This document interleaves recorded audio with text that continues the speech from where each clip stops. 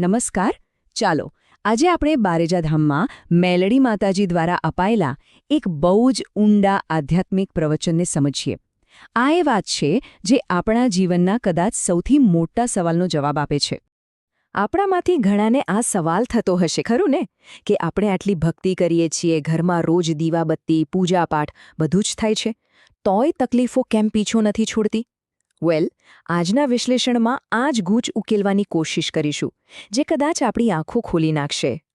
તો ચાલો સૌથી પહેલા એ સમજીએ કે આપણી કુળદેવી, જે આપણા કુળની રક્ષક છે, તે પોતે ઈચ્છે તો પણ આપણી મદદ કેમ નથી કરી શકતી? એનું પહેલું કારણ છે ને, એ જાણીને કદાચ થોડી નવાઈ લાગશે. જો પ્રવચનમાં શું કહેવાયું છે કે આનું જે મૂળ કારણ છે ને, એ બીજે ક્યાંક નહીં પણ આપણી પોતાની શારીરિક શુદ્ધિમાં જ છુપાયેલું છે. અને એમાંય ખાસ કરીને આપણે જે ખાઈએ છીએ એમાં દેવીની શક્તિનો આધાર આપણા કર્મો અને આપણી શુદ્ધિ પર રહેલો છે. હવે જુઓ, અહીંયા બે પ્રકારના ભોજનની વાત કરી છે. એક તો છે સાત્વિક ભોજન, એટલે કે જે સીધું પ્રકૃતિમાંથી મળે, ફળ, ફૂલ, શાકભાજી વગેરે. અને બીજું છે અભક્ષ્ય આહાર, એટલે કે એવું ભોજન જે ખાવું જ ન જોઈએ, જેમ કે માંસ, મટન કે કોઈ નશીલા પદાર્થો.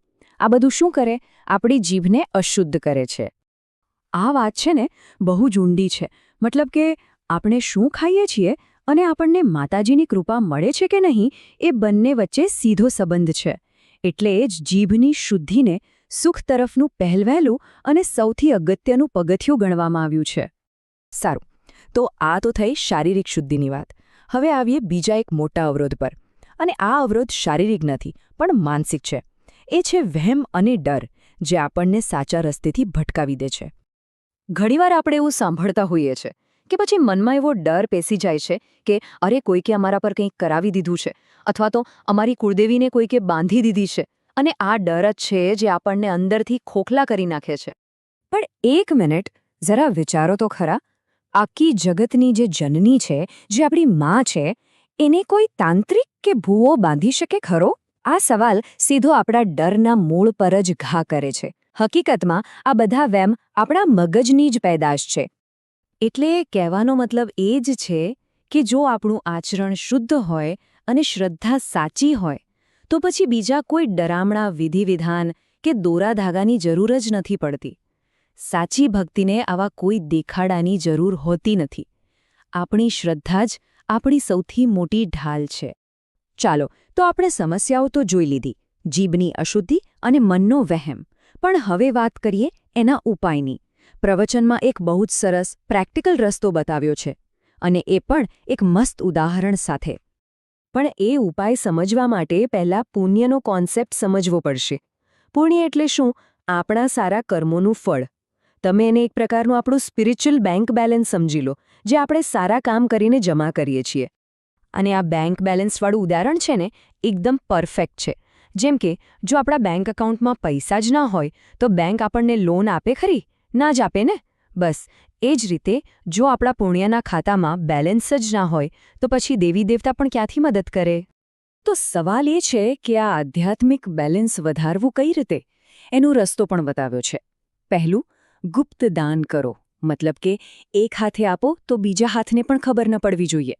અને પછી એ દાનથી જે પુણ્ય મળે એ તમારી કુળદેવીને સમર્પિત કરી દો, એમના નામે જમા કરાવી દો. બસ આટલું જ કરવાનું છે.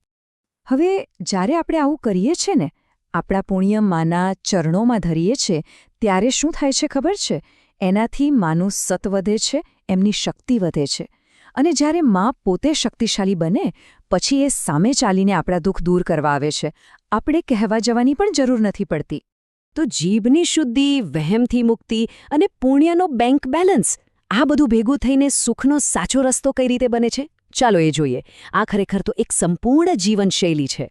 અહીંયા એક બીજું બહુ સરસ ઉદાહરણ આપ્યું છે. વિચારો, આપણે જમવા બેઠા હોઈએ, પણ જો હાથમાં કોળીઓ મોઢા સુધી લઈ જવાની તાકાત જ ના હોય, તો શું પેટ ભરાય? બસ એ જ રીતે દૈવી કૃપા મેળવવા માટે પણ ભક્તિ અને પુણ્યની તાકાત જોઈએ. ખાલી હાથ જોડીને બેસી રહેવાથી આશીર્વાદ નથી મળતા. તો આખા પ્રવચનનો સાર શું છે? બસ આ 4 વાતો. સદાચારથી જીવો, જીભને શુદ્ધ રાખો, એટલે કે સાત્વિક ભોજન લો, ખોટા વહેમ અને અંધશ્રદ્ધામાંથી બહાર આવો, અને જે પણ સારું કામ કરો એનું પુણ્ય કુળદેવીના નામે જમા કરાવો. બસ આટલું કરી જુઓ, પછી દુનિયાની કોઈ તાકાત સુખી થતાં નહીં રોકી શકે. અને છેલ્લે એક વાત હંમેશા યાદ રાખવા જેવી છે. જે બાળક બધું જ છોડીને માના શરણે જતું રહે છે ને, એને માં ક્યારેય અધવચ્ચે ડૂબવા નથી દેતી. એનું રક્ષણ કરવાની જવાબદારી પછી માની છે. તો આખી વાતનો સાર એ જ છે કે આ બધું સાંભળ્યા પછી સવાલ આપણી જાતને પૂછવાનો છે, શું આપણે સાચા અર્થમાં બધું જ માના ભરોસે છોડવા માટે તૈયાર છીએ? સાચું સમર્પણ કરવા માટે તૈયાર છીએ? આ સવાલ પર શાંતિથી વિચારવા જેવો છે.